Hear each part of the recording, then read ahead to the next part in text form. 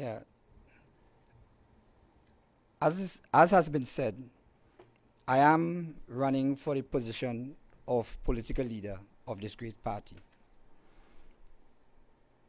I was motivated to run because of what I observed while being a member of General Council. I believe that the principles that the party stands for, its constitution, and the way in which it approaches its business is being violated. The General Council does not perform its function as it should. The General Council does not make policy, and this is one of the reasons why I am running for this position.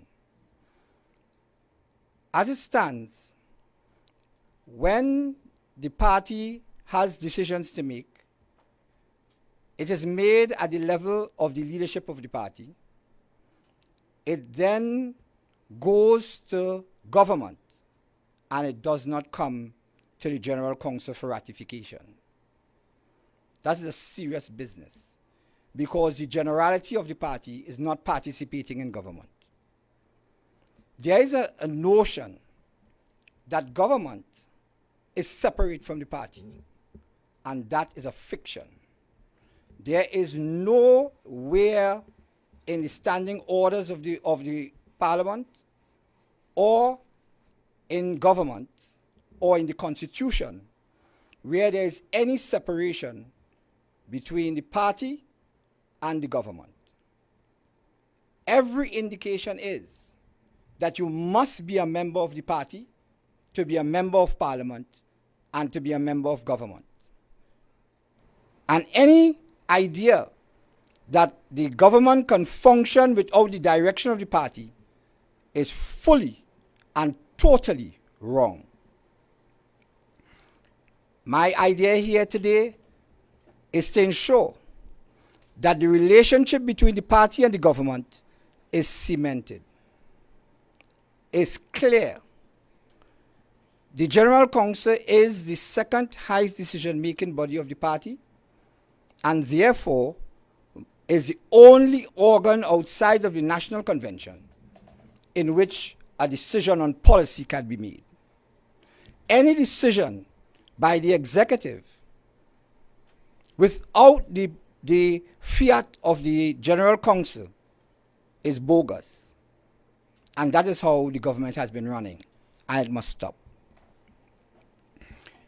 If the General Council works properly in its policy decision-making process, the entire party of the PNM would be fully informed and fully activated. If policy decisions are brought to the General Council, then the General Council would be in a position to allow its members, the representative of the constituencies, to go back and talk to their constituency groups. The constituency groups will then be informed about government policy and can participate in its formation. The constituency group are made up of persons or representatives from the party unit, the party group, and therefore the party group will also be informed of policies proposed by the executive. Those policies could be properly discussed, and when they are properly discussed, the entire party is engaged fully in government. We will have no slacking off at the party group level, because they know their views will be heard. They will be participating, not as what is taking place now. Only at certain time the party groups and the constituency groups are participating. And if the people who are the representative of the party group is not in the constituency group, if they are not engaged in policy decisions at the level of the General Council, then the entire organ of the party is short-circuited. It is my belief that this situation cannot continue. The health of the party is of great importance. We have to put our party school together.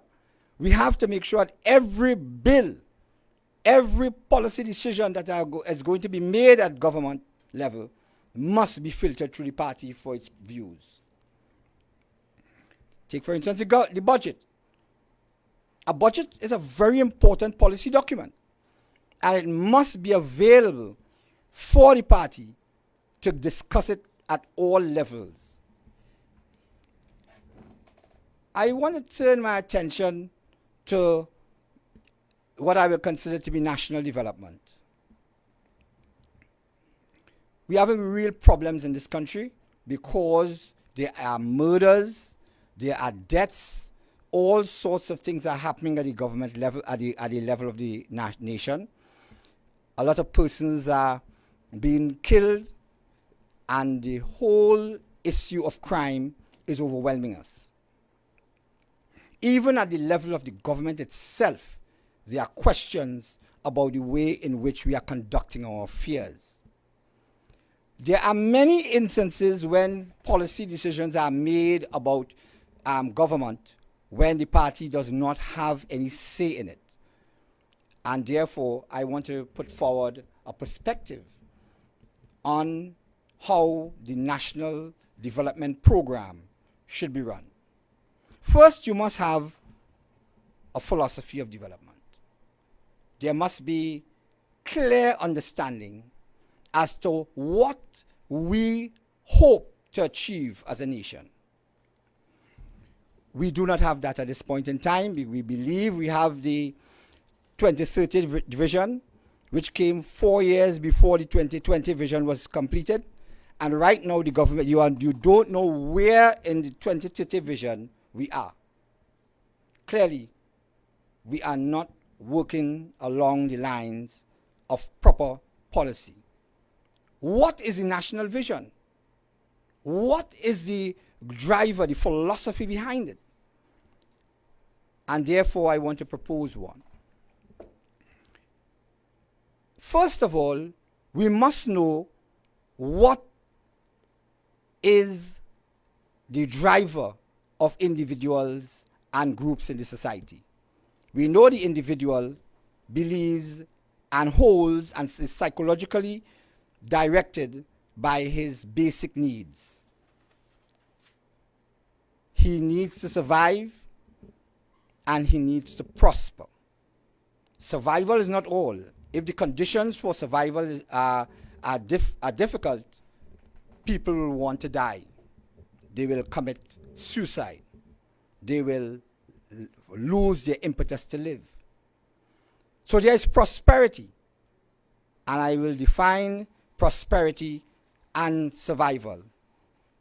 Survival is that aspect of the individual where he meets his basic needs.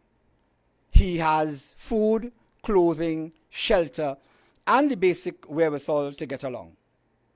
In my position and my philosophy, prosperity is where you have the resources necessary to live under the most trying conditions. Earthquakes, massive earthquakes, you have food, you have clothes, you have water. Prosperity. Volcanoes. Some of the greatest disasters in the world has been caused by volcanoes. Krakatoa, Tambora, and we are threatened with Yellowstone. When these volcanoes erupt, they sometimes blot out the sun, and for years, 3-4 years, you do not have the potential for food, to grow food. Animals die because plants die and other persons die. In these conditions, you have civil war and you can become extinct. So my idea is that survival and prosperity should be the basis for understanding what development is. So I have my first proposition. I will call my first proposition is the basic interest of all men is their survival and prosperity. The second proposition comes like this.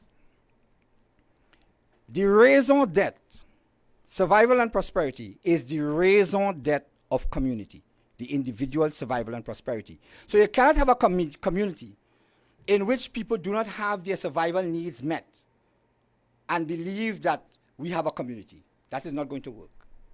And the other aspect of that is the question of a criteria for development. Survival and prosperity must be the criteria for our development. And therefore, we can go places with that. The United Nations Development, the World Development Report, the World Development Report 2014 had focused on that aspect of risk and opportunity, and it has functions within the context of my philosophy. I presented it before the World Development Report. I did it in 2006. They came with theirs in 2014.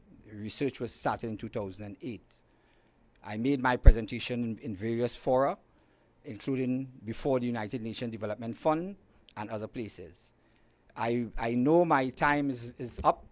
I will have to ensure that I present this matter on my page and other places and so on, so people can see in a better way what I stand for and in greater detail. And thank you very much.